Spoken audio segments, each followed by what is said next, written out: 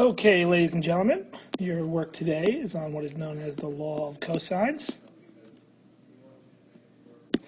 Now, the law of cosines is a version of the Pythagorean formula. C squared equals a squared plus b squared minus 2ab cosine c. The letters in there don't matter as long as whatever letter is on this side, lowercase, is over here uppercase, and that counts as the angle measure. So there's 3 problems I'm giving you for homework/classwork, and here's the first one. Okay, so here's our first problem, which have the sides M, F, and P, and they ask me to find side M. Well, the thing I'm always going to check is what angle am I working with, and I always have to have an angle opposite a side. Angle M is the one I'm working with, so that's why the equation is set up with a capital M over here and a lowercase m over here. Now to set this up, I'm going to go m squared equals 8.5 squared. 1.5, would you agree with that? Yep. Plus 15.7 squared minus 2,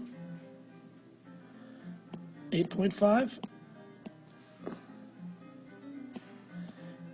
15.7. Oh, I'm running out of room. So when we work that equation out, this is what we come up with. And this is the type where the angle is known and the side is missing. And so now I'm going to do the algebra on the problem. There's an important thing to keep track of here. I'll show you the steps I'm going to do for this one here. Open up a new document on my calculator. So I'm going to do 8.5 squared. That's 72.25. Plus I'll do 15.7 squared. That's 246.49. Now, here's the important part. This whole thing together is one number. You can't separate them. So it's going to be, I'm going to make sure I'm in degree mode, which right now I'm not. Let's switch that over. Okay, I'm now in degree mode. I'm going to do 2 times 8.5 times 15.7 times the cosine of 127 degrees. I'll hit enter, and I get negative 160.624. And that makes sense to me. Remember, I said the angle's bigger than 90. We'll be adding something on. So we're going to do 72.25 plus 246.49. This turns into a plus sign. Plus 160.624. Enter. And I get m squared equals 479.364. A lot of people stop there because they think they're done. We need to take the square root of that.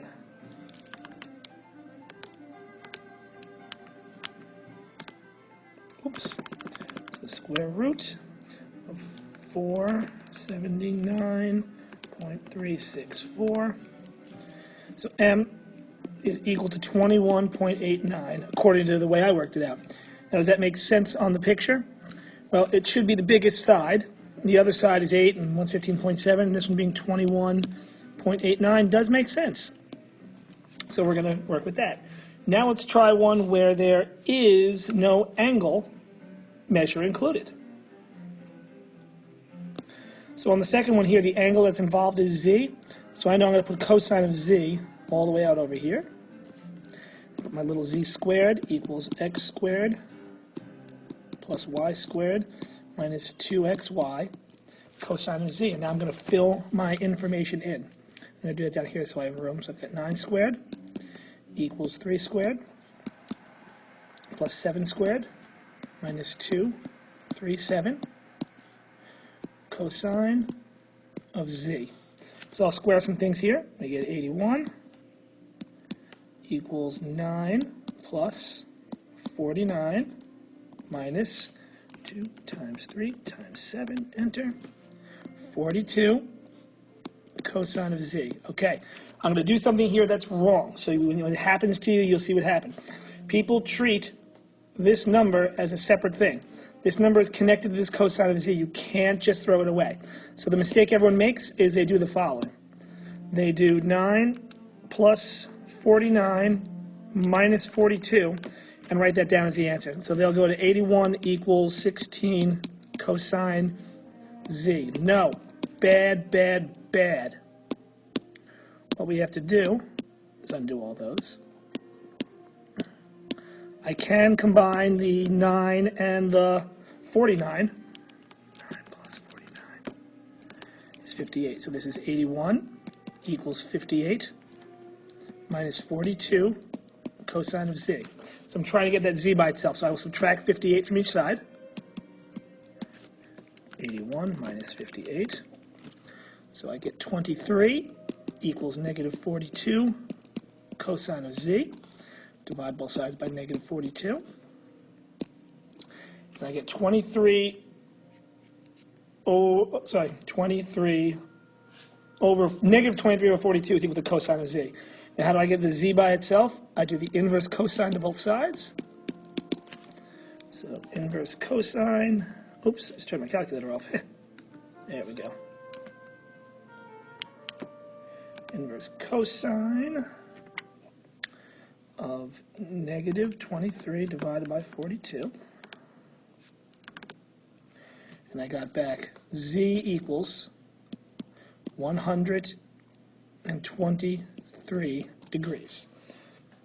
So that makes sense for here, because it would be opposite the biggest side, 123 degrees. Remember, the picture is not to scale. We got that. Okay, now that we're cruising along here, let's try this last one. Okay, it looks like the same setup, but we have some different sides on there. So I'm going to fill in the correct information, and we'll go with 11 squared. 11 squared equals, should be nice and easy like the last one, 3 squared plus 7 squared minus 2, 3, 7 cosine of z. 11 squared is 121 equals 9 plus 49 minus 7 times 3 times 2 minus 42 cosine of z. I can add the 9 to 49. 9 plus 49 is 58. 121 equals 58 minus 42 cosine of z. I'm going to subtract 58 from both sides.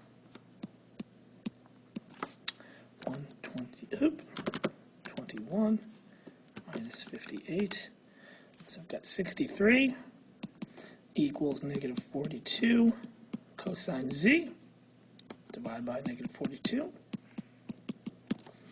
63 over 42 equals cosine of z. So now to find z, just like before, is going to work perfect. Inverse cosine of both sides. I'm going to put it in my calculator.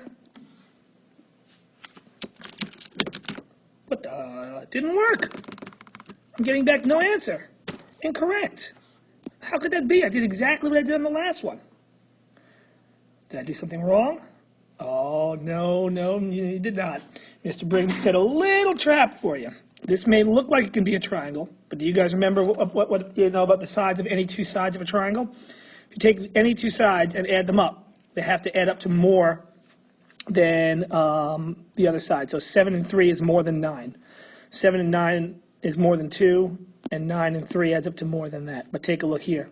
This side and this side do not add up to 11. There is no possible triangle. So law of cosines won't work when something's not a triangle. If we were to draw this, it would look like that. It just couldn't reach the bottom. So a little tricky by me. Sorry about that. I knew it couldn't have an answer. And I found that the law of cosines failed on me anyway. But if I counted the sides beforehand, I would have had them ready to go. Have a good Thanksgiving break.